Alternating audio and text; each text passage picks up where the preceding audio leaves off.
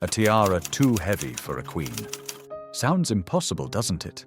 What piece of jewelry could prove too much for a woman who wore the crown of the British Empire for 70 years? Britain's heaviest tiara, a gift that stopped being worn. What turned a treasure into a burden?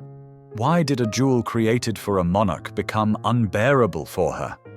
And most importantly, what happened to this tiara after the Queen set it aside? The real reason turns out to be nothing like what everyone thinks.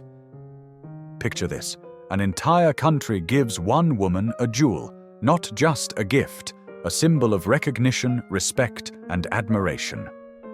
1953. Young Queen Elizabeth II has just ascended the throne of the greatest empire, and then from distant Brazil, from the other side of the world, arrives a package that will change the history of royal jewels forever. The President of Brazil and the people of this vast country present a coronation gift, a necklace and earrings with massive rectangular aquamarines. The stones astound with their size and clarity. Brazilian aquamarines are considered the finest in the world. Their color recalls the Atlantic waters off the coast of Rio de Janeiro on a clear day. Deep, transparent, mesmerizing sky blue. The craftsmen at Mappin and Webb in Rio created a masterpiece. Each stone is set in platinum and diamonds that dance and sparkle, highlighting the cool beauty of the aquamarines. The work took months.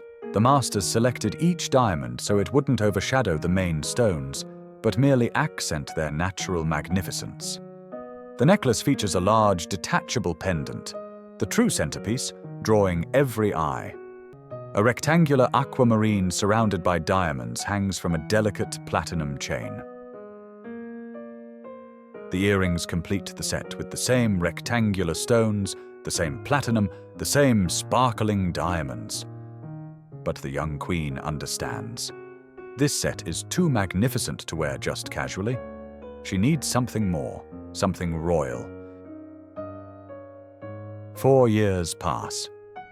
Elizabeth has already appeared in public several times wearing the Brazilian jewels, at a state visit by a Swedish delegation in 1954, at a Commonwealth Prime Minister's reception at Buckingham Palace a year later. Each time, the set causes a sensation. Photographers can't capture fast enough the play of light in the aquamarines. Newspapers run glowing articles. Journalists coin phrases. Oceanic treasures, blue wonder, gift of the Atlantic. The public falls in love with these jewels. Women across Britain dream of similar treasures. And so in 1957, the Queen makes a decision. She approaches the legendary House of Garrard, the very firm that had created crowns and tiaras for the British monarchy for over a century. This house's history stretches back to the 1700s. Garrard made the crown for Queen Victoria herself. The task sounds simple, but demands exceptional skill. Create a tiara that perfectly complements the Brazilian set. The Queen clearly outlines her wishes. The tiara must be grand enough for state receptions, but not overpower the necklace and earrings. The Garrard masters work for months. They study every stone in the necklace and earrings, make sketches, create models. Early versions are rejected. Too massive, too ornate, not elegant enough. Finally, the right solution emerges. The result exceeds expectations. The tiara turns out elegant, restrained, yet grand enough for a queen. A platinum base, refined metalwork, diamonds of varying sizes creating a play of light. The new tiara's first appearances are memorable. A gala performance at Drottningholm Palace Theatre, a ceremonial dinner honouring Thanksgiving in London in '58. The Queen wears the complete set, and the effect proves stunning. The tiara doesn't compete with the necklace, they work as one unified piece. And then something interesting happens. Brazil falls in love with its royal jewel. Newspapers publish photos of Elizabeth's every appearance in the aquamarines. Brazilians take pride. Their gift has become one of the British monarch's favourite pieces. In 1958, the country decides to continue the tradition. The Brazilian government gives two more items, a massive brooch and a bracelet. The work is again entrusted to the finest craftsmen. The stones are selected to match perfectly in color and clarity with the already gifted aquamarines. Now the parure becomes complete, finished. Aquamarines and diamonds shine at the monarch's neck, ears, hand, chest, and in her hair. When the Queen wears the entire set at once, the effect proves tremendous. The Queen wears the set on a visit to Malta in '67, at the royal film performance of Romeo and Juliet in '68. Each appearance, an event. Photos fly through newspapers and magazines worldwide. Fashion designers draw inspiration from the color of Brazilian aquamarines, but the real triumph lies ahead. That same '68, Elizabeth makes her first state visit to Brazil. Picture this scene. The Queen of Great Britain arrives in the country that gave her these incredible jewels and appears at an official reception wearing them. The symbolism of the moment can hardly be overstated. Brazilians see that their gift has become one of the monarch's favorite pieces. This isn't mere politeness, not a diplomatic gesture. This is genuine attachment to beautiful stones. The local press runs enthusiastic articles. Television shows footage of the banquet again and again. And here a new chapter of this story begins. The governor of São Paulo presents the Queen with a fan-shaped hair ornament of aquamarines and diamonds. Graceful work, refined design. The Queen wears the new ornament that very evening at an informal reception. No one yet suspects what role this gift will play in the tiara's fate. 1971 becomes the turning point. Nearly 20 years have passed since receiving the first gift. The Queen has worn the tiara at dozens of events. But the set has grown. Now there's a brooch, a bracelet, the fan-shaped ornament from the governor. The Queen makes a bold decision to completely remake the tiara.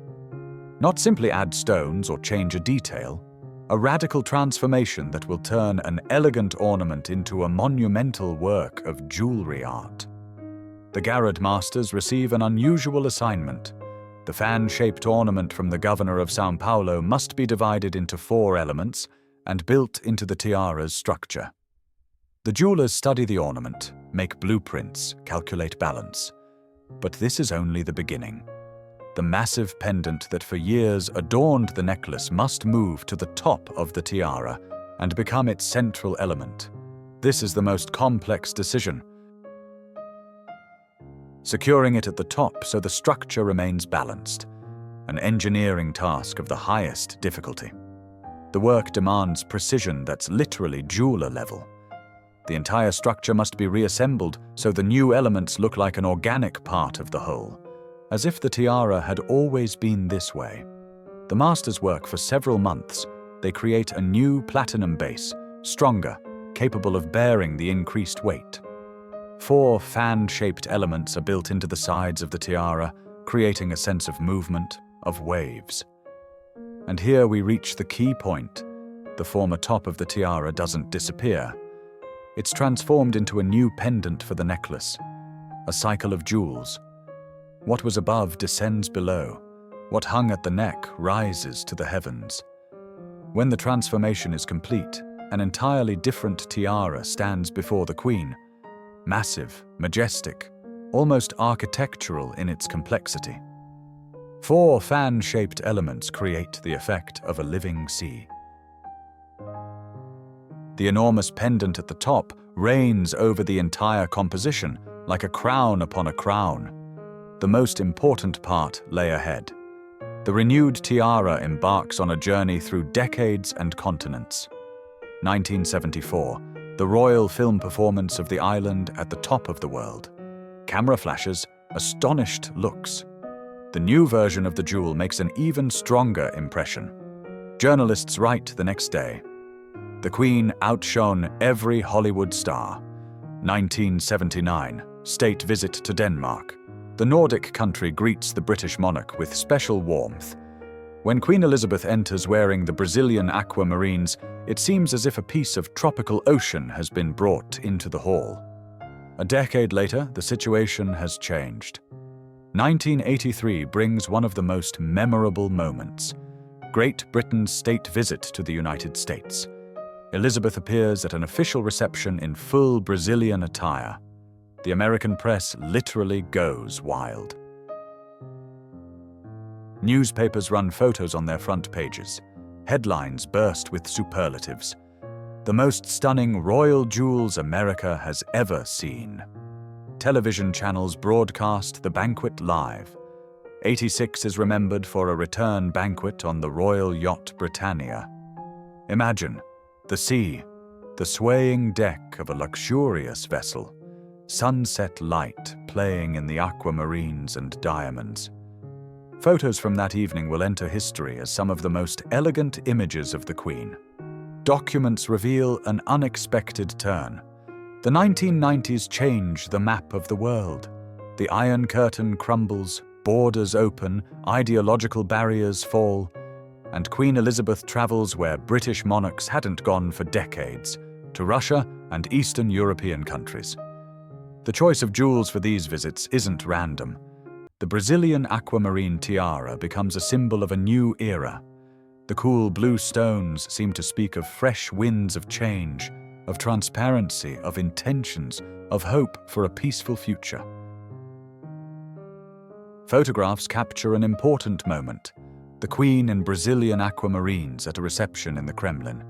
Historic vaults that for centuries kept the secrets of Russian tsars now witness a British crown surrounded by stones from distant South America. Records from that time show how carefully planned each of the Queen's appearances was. In countries just beginning to build democracy, appears a woman in jewels given by a democratic republic. The message is understood without words, and then come the 2000s. The world changes again, becomes more connected, more open, and the tiara returns to where its story began. The key moment arrived in the year of her visit to Brazil. The Queen, already an elderly woman, arrives in the country of her youth, the very one that once gave her these stones. The circle closes. At a state banquet, she wears the complete set, and Brazilians see how their gift has survived half a century. The jewels go on display at Buckingham Palace. Thousands of people pass by the display case, examining the massive aquamarines, trying to imagine the weight of this tiara, the sparkle of the stones by candlelight at royal receptions. The true ending was approaching. 2011. The Queen's last visit to Australia. A Commonwealth of Nations banquet. That very event where leaders of former British colonies meet. Elizabeth appears in the Brazilian tiara for the last time on such distant territory, as if bidding farewell to an era when the British Empire stretched across the entire world. But that's not all. 6 years pass. 2017. A Spanish state banquet at Buckingham Palace. The King and Queen of Spain arrive on an official visit, and Elizabeth II publicly wears the Brazilian aquamarines for the last time. So what's the real story? Elizabeth was getting older. Massive jewels require strength, physical strength to wear them for hours at receptions, maintaining posture, smile, dignity. The tiara after the 71 modification became one of the heaviest in the royal collection. The Spanish banquet of 17 became the final point. The Queen made a choice. This jewel had played its role in history, time for it to rest. And now, the truth that experts debate. The arguments have only begun. Who will it go to? Who will be able to wear this magnificence? Let's look at the facts. There's one woman in the royal family who already has a connection to aquamarines, the Countess of Wessex, wife of Elizabeth's youngest son. In her collection are 2 aquamarine tiaras. She knows how to wear these stones, how to hold her head so light plays in the facets. The set is incredibly luxurious. Tiara, necklace with 2 pendants, earrings, brooch, bracelet. A complete parure that transforms any woman into a queen, in both literal and figurative senses. But does that matter? The Brazilian aquamarine tiara evokes mixed feelings among experts. Some consider it a masterpiece, a symbol of Anglo-Brazilian friendship. Others call it too massive, overly decorative. The story of this jewel is a story of friendship between peoples, a story of a woman who ruled longer than anyone in British history, a story of stones that crossed an ocean and became part of the greatest royal collection in the world. The fate of the Brazilian treasure remains one of the most captivating mysteries. Will the tiara appear again in public? Will the Countess of Wessex wear it at a coronation or state banquet? Or will the jewel forever retreat into the royal vault? No one knows the answer, but one thing is certain: the story of the Brazilian aquamarine tiara isn't over yet. So there's the whole truth. There was no drama, only the natural passage of time. The tiara truly became too heavy, but not because something happened to it. Simply the Queen grew older, and the jewel after modification turned into one of the most massive in the collection. A wise decision instead of stubbornness? Isn't that what greatness is about? Many more amazing stories of royal treasures lie ahead. See you very soon.